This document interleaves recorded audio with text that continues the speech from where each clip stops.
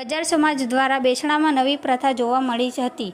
Youth forum Gajjar સમાજની વાડીમાં પ્રવીણભાઈ જયરામભાઈના બેસણામાં આવેલ તમામ સગાવાલાને તુલસી આપીને નમસ્કાર કર્યા હતા। તુલસી આપવાનો હેતુ તુલસી ભારતમાં ગ્રંથ પવિત્ર ગણવામાં આવે છે અને આયુર્વેદિક રીતે પણ ખૂબ જ ઉપયોગી છે।